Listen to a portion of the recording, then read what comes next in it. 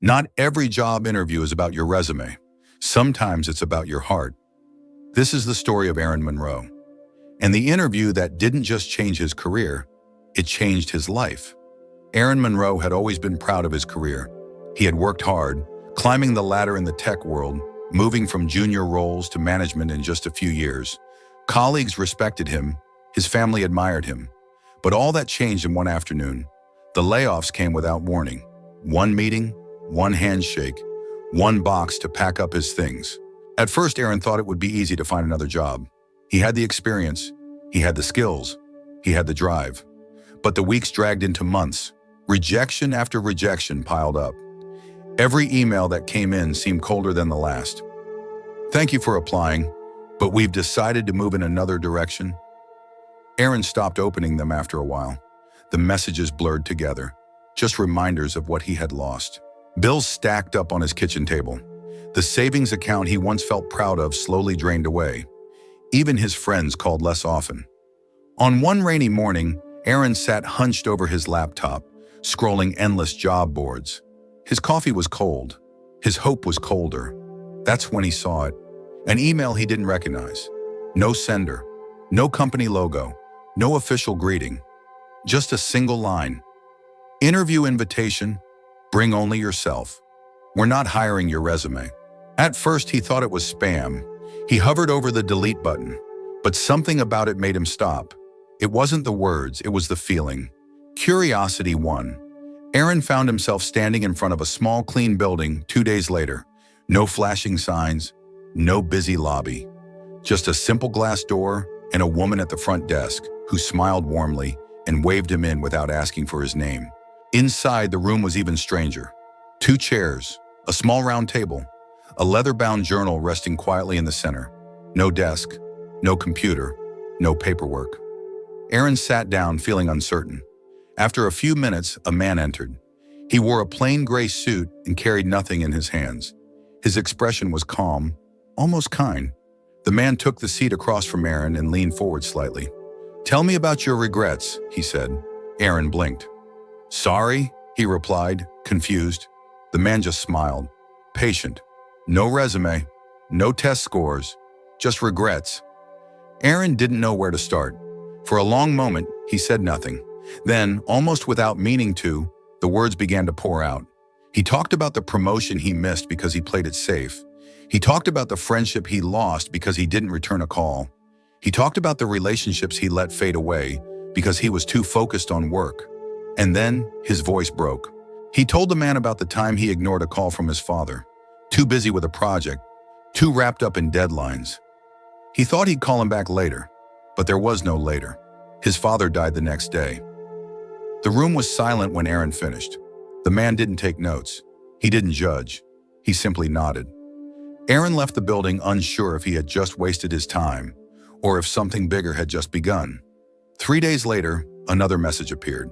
With this words, "If you could go back, would you?" No explanation, no instructions, just a question. Aaron clicked the link. A video call window opened instantly. On the screen was a woman around his age, dressed simply but neatly. Her eyes were steady and kind, like she could see everything he was trying to hide.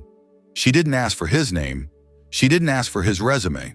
She asked only one thing. "What's the biggest way you've affected someone's life?" Aaron swallowed hard. He thought about his brother Josh. They had once been close, inseparable as kids. But as Aaron got busier with work, the calls grew fewer. The visits home grew shorter. And the last time Josh reached out, Aaron had sent a quick text. "Sorry, swamped. Talk later." Later never came. Josh moved away. They barely spoke now. Aaron lowered his head and answered, "My brother. I should have been there. I wasn't." The woman listened quietly. When Aaron finished, she gave a small nod, and the screen went black. A week passed. Aaron had almost convinced himself to forget the whole thing when a black envelope arrived at his door. Inside was a heavy card. Final interview. One chance. At the same quiet building, Aaron was led down a different hallway. The room this time was darker. At its center sat a silver box, gleaming under a soft light. Beside it, a single card. "The device lets you return to one moment. Only you will remember." Choose wisely. Aaron's hands shook as he approached the box. He thought about all the moments he could fix, the career failures, the broken friendships, the mistakes and missed chances. But none of them mattered as much as one thing, the call he didn't answer. Aaron closed his eyes. When he pressed the button, there was a flash of light, and then nothing. If this story speaks to you, give it a like and subscribe to join us for more stories. Now, let's continue. He woke in his old apartment. The clock on the wall ticked loudly. The air smelled familiar, like worn carpet and cheap coffee. And then, the phone rang. He didn't hesitate. He picked it up.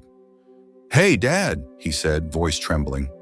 They talked about everything and nothing. About the weather, about baseball, about life. And before the call ended, Aaron said the words he had carried in his heart for too long. "I love you, Dad." And for the first time in a long time, he heard it said back. When the call ended, Aaron felt a peace he hadn't known he was missing. Then, darkness again. Aaron opened his eyes and found himself back in the interview room. The man in the gray suit sat across from him, smiling gently. "You tell me," the man said. Aaron understood now. He wasn't here to earn a job. He was here to earn himself back. The man slid a card across the table. "Welcome to the Discretion Group. We don't build products, we build people." Aaron accepted it with shaking hands. From that day forward, his life changed. Aaron became an interviewer. He listened to others day after day. Each person brought their regrets, their hopes, their fears.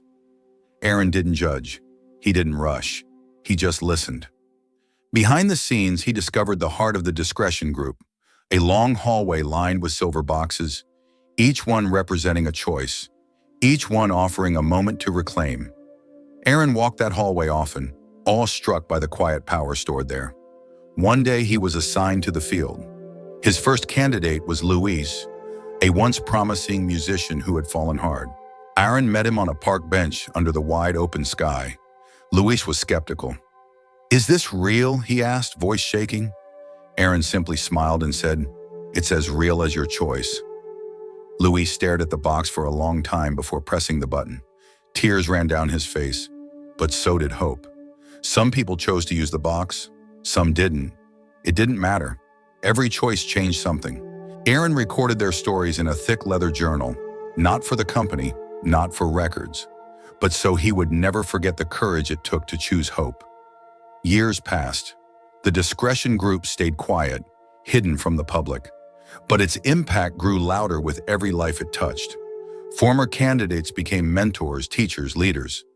Aaron eventually stood before them, at the first gathering open to all. Hundreds of faces filled the room, faces that had once been lost and now shone with purpose. Aaron took a deep breath and spoke. "We don't erase the past. We reclaim it. That's how we heal, and how we help others heal too." The room erupted in applause.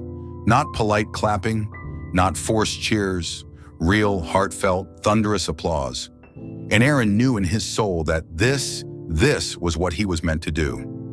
Outside his new office, a young man waited nervously, resume clutched in his sweaty hands, eyes darting around the room. Aaron smiled gently, remembering the man he once was. The receptionist nodded, and the young man entered. Aaron set aside the papers, leaned forward, and asked the only question that ever really mattered. "Tell me about your regrets." And so another story began. In life, we all carry moments we wish we could change. But true healing isn't about erasing the past. It's about facing it, learning from it, and choosing to become better because of it. Aaron's journey reminds us, we may not always get a second chance, but we always have the choice to live with more intention, more compassion, and more courage. Starting today. Your story isn't over. It's just waiting for you to choose the next page. If you enjoyed this video, don't forget to like, subscribe, and hit the bell so you never miss a new story.